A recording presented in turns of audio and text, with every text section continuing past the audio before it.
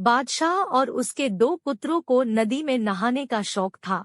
बीरबल भी कभी कभी उनके साथ नदी जाता था पर कभी नदी में नहाता नहीं था। बादशाह और उसके दो पुत्र एक दिन बीरबल के साथ नदी में नहाने गए और नदी में नहाने लगे। बीरबल नदी के किनारे जाकर बैठ गया और बादशाह और उनके पुत्रों के वस्त्रों की नदी किनारे रखवाली करने लगा। बीरबल ने उनके वस्त्र अपने कंधों पर टांग लिए। बादशाह को बीरबल को हमेशा से छेड़ते रहने की आदत थी। नदी में खड़े खड़े बादशाह सलामत ने बीरबल को छेड़ा और कहा कि ऐसा लगता है कि तुम्हारे कंधों पर एक गधे का बोझ लदा है।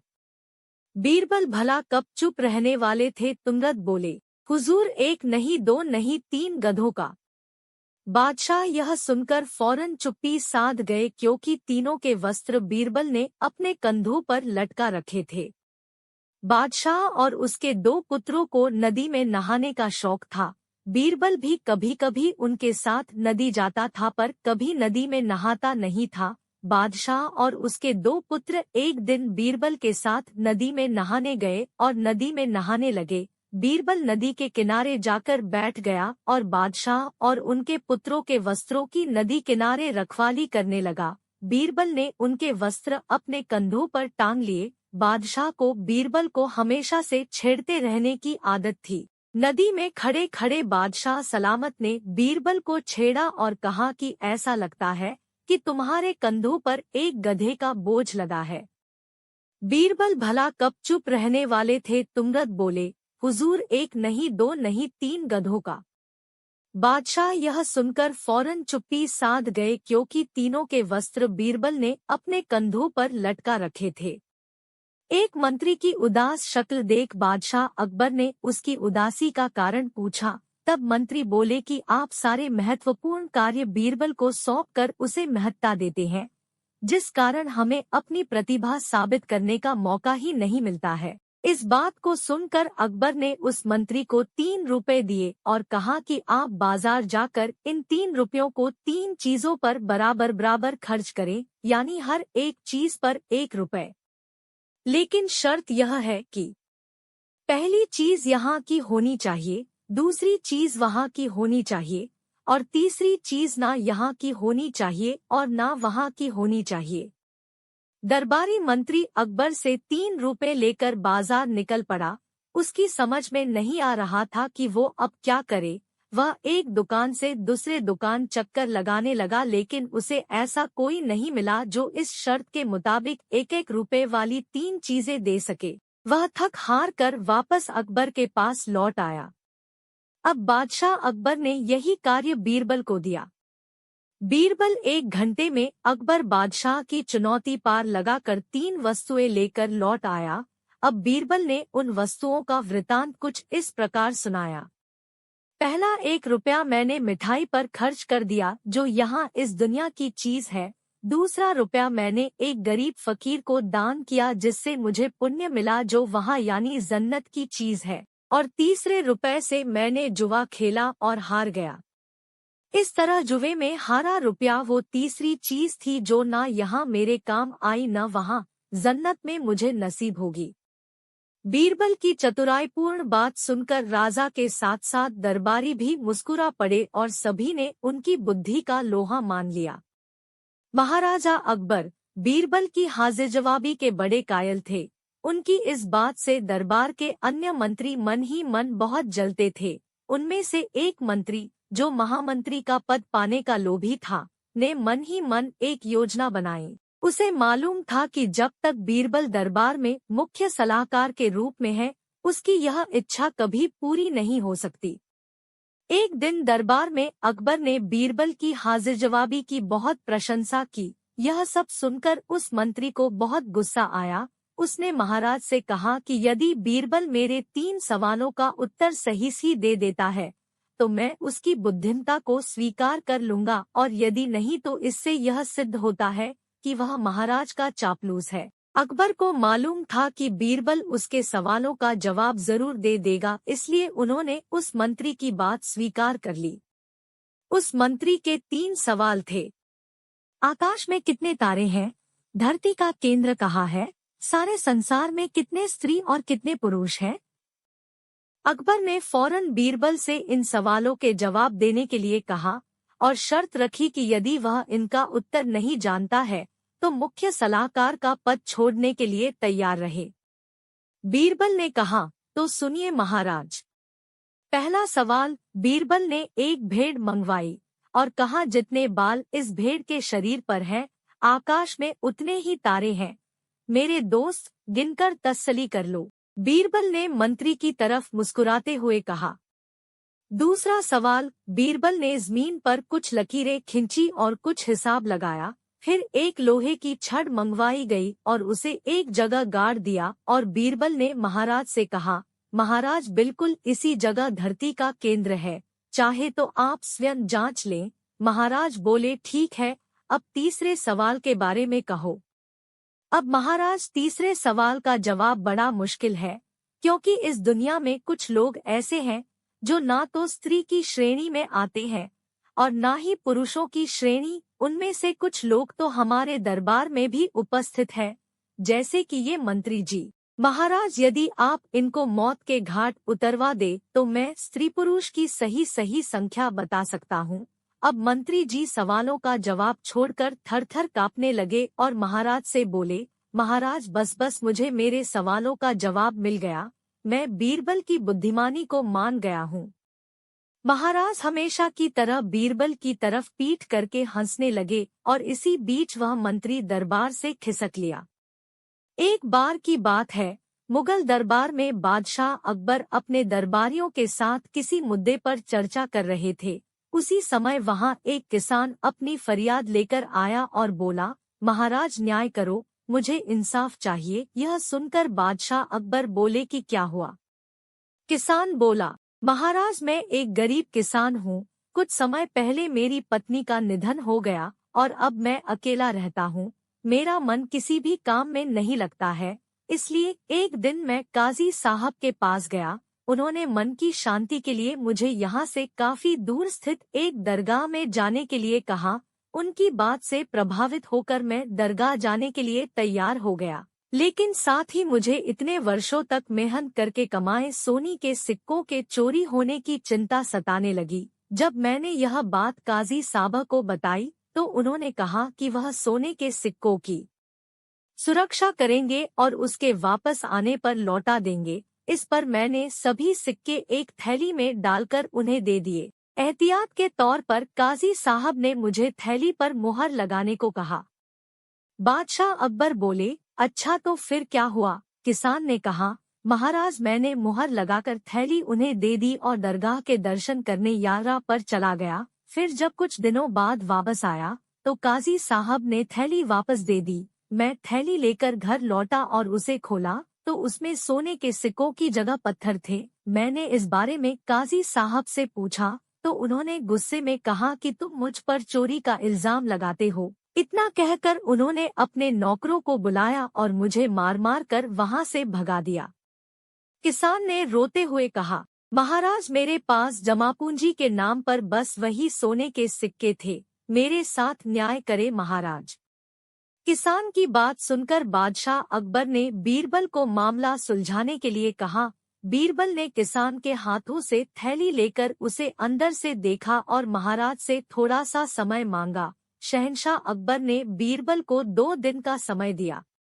घर जाकर बीरबल ने एक फटा हुआ कुर्ता अपने नौकर को दिया और कहा, इसे अच्छे से रफू करवा कर लाओ। नौकर कुर्ता लेकर चला गया और कुछ देर बाद उसे रफू करवा कर वापस आ गया। बीरबल कुर्ते देखकर खुश हो गए। कुर्ता इस प्रकार से रफू किया गया था कि मानो फटा ही न हो। यह देखकर बीरबल ने नौकर से उस दर्जी को बुलाकर लाने को कहा। नौकर कुछ ही देर में दर्जी को लेकर आ गया। बीरबल ने उससे कुछ पूछा और वापस भेज दिया। अगले दिन बीरबल दरबार पहुंचे और सैनिक से काजी व किसान दोनों को दरबार में लेकर आने का आदेश दिया। कुछ ही देर में सैनिक काजी व किसान को साथ ले आया। इसके बाद बीरबल ने सैनिक से दर्जी को भी बुलाने के लिए कहा। यह सुनते ही काजी के होश उड़ गए। दर्जी के आते ही बीरबल ने उससे पूछा, क्या काजी ने तुम्हें कुछ सिलने के लिए दिया था? तब दर्जी ने कहा, कुछ महीने पहले मैंने इनकी सिक्कों वाली थैली को सिया था। इसके बाद जब बीरबल ने जोर देकर काजी से पूछा तो उसने डर के मारे सब कुछ सच सच बता दिया। काजी ने कहा, महाराज, मैं एक साथ इतने सारे सोने के सिक्के देखकर लालची हो गया था, मुझे माफ कर दो। बादशाह अकबर ने काजी को आदेश दिया कि वह किसान को उसके सोने के सिक्के लौटाए और साथ ही काजी को 1 वर्ष कारावास की सजा सुनाई। इसके बाद एक बार फिर सभी ने बीरबल की बुद्धि की भूरी भूरी प्रशंसा की। सीख, कभी लालच नहीं करना चाहिए और न ही किसी के साथ धोखा करना चाहिए। गलत काम के बदले एक न एक दिन सजा जरूर भुगतनी पड़ती है। अकबर को शिकार का बहुत शौक था। वे किसी भी तरह शिकार के लिए समय निकल ही लेते थे। बाद में वे अपने समय के बहुत ही अच्छे घुड़सवार और शिकारी भी कहलाए। एक बार राजा अकबर शिकार के लिए निकले। घोड़े पर सरपट दौड़ते हुए उन्हें पता ही नहीं चला और केवल कुछ। एक दिन अकबर अपने मंत्री बीरबल के साथ अपने महल के बाग में घूम रहे थे। अकबर बागों में उड़ते कौओं को देखकर कुछ सोचने लगे और बीरबल से पूछा, क्यों बीरबल, हमारे राज्य में कितने कौए होंगे? बीरबल ने कुछ देर अंगुलियों पर कुछ हिसाब लगाया और बोले, हुजूर, हमारे राज्य में कुल मिलाकर 95,463 कौए हैं। तुम इतना विश्वास से कैसे कह सकते हो? हुजूर, आप खुद गिन लीजिए, बीरबल बोले। अकबर को कुछ इसी प्रकार के जवाब का अंदेशा था। उन्होंने ने पूछा, बीरबल, यदि इससे कम हुए तो इसका मतलब है कि कुछ कौए अपने रिश्तेदारों से मिलने दूसरे राज्यों में गए हैं। और यदि ज्यादा हुए तो इसका मतलब यह है, हुजूर, की कुछ कौए अपने रिश्तेदारों से मिलने हमारे राज्य में आए हैं। बीरबल ने मुस्कुराकर जवाब दिया। अकबर एक बार फिर मुस्कुरा कर रह गए। एक दिन अकबर अपने मंत्री बीरबल के साथ अपने महल के बाग में घूम रहे थे। अकबर बागों में उड़ते कौओं को देखकर कुछ सोचने लगे और बीरबल से पूछा, क्यों बीरबल, हमारे राज्य में कितने कौए होंगे? बीरबल ने कुछ देर अंगुलियों पर कुछ हिसाब लगाया और बोले, हुजूर, हमारे राज्य में कुल मिलाकर 95,463 कौए हैं। तुम इतना विश्वास से कैसे कह सकते हो? हुजूर, आप खुद गिन लीजिए, बीरबल बोले। अकबर को कुछ इसी प्रकार के जवाब का अंदेशा था। उन्होंने ने पूछा, बीरबल, यदि इससे कम हुए तो इसका मतलब है कि कुछ कौए अपने रिश्तेदारों से मिलने दूसरे राज्यों में गए हैं। और यदि ज्यादा हुए तो इसका मतलब यह है, हुजूर, की कुछ कौए अपने रिश्तेदारों से मिलने हमारे राज्य में आए हैं।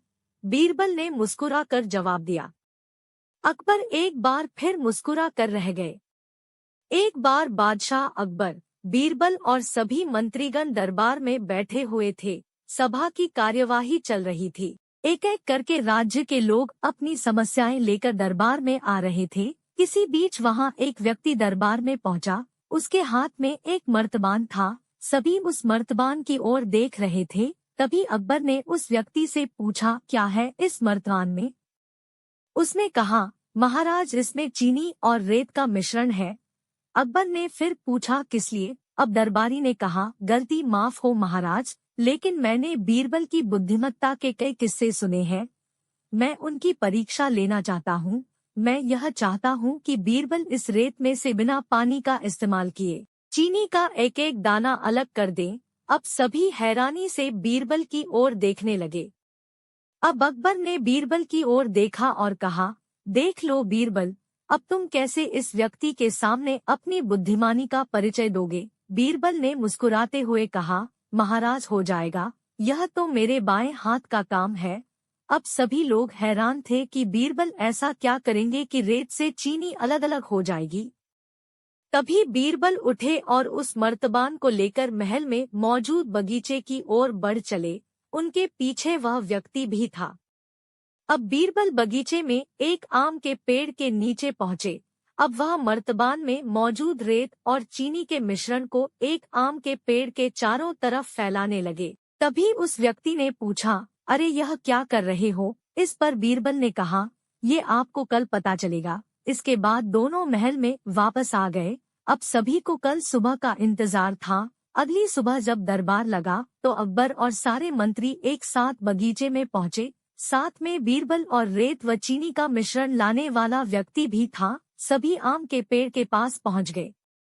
सभी ने देखा कि अब वहां सिर्फ रेत पड़ी हुई है। दरअसल रेत में मौजूद चीनी को चींटियों ने निकालकर अपने बिल में इकट्ठा कर लिया था और बची खुची चीनी को कुछ चींटियां उठाकर अपने बिल में ले जा रही थी। इस पर उस व्यक्ति ने पूछा, चीनी कहाँ गई? तो बीरबल ने कहा, रेत से चीनी अलग हो गई है। सभी जोर जोर से हंसने लगे। बीरबल की यह चतुराई देख अकबर ने उस व्यक्ति से कहा, अगर अब तुम्हें चीनी चाहिए तो तुम्हें चींटियों के बिल में घुसना पड़ेगा। इस पर सभी ने फिर से ठहाका लगाया और बीरबल की तारीफ करने लगे। सीख, किसी को नीचा दिखाने का प्रयास आपके लिए हानिकारक हो सकता है।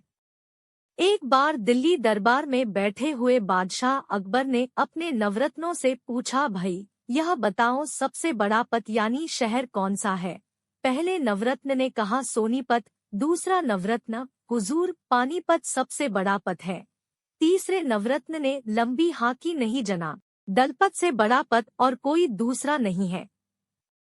चौथे नवरत्न ने अपना राग अलापा, सबसे बड़ा पद तो दिल्लीपत यानी दिल्ली शहर है। बीरबल चुपचाप बैठे हुए सारी बातें सुन रहे थे। अकबर ने बीरबल से कहा, तुम भी कुछ बोलो। बीरबल ने कहा, सबसे बड़ा पद है रागपत और दूसरा बड़ा पद है रखापत। अकबर ने पूछा, बीरबल हमने सोनीपत, पानीपत, दलपत और दिल्लीपत सब पद सुन रखे हैं, पर रागपत रखापत किस शहर के नाम है?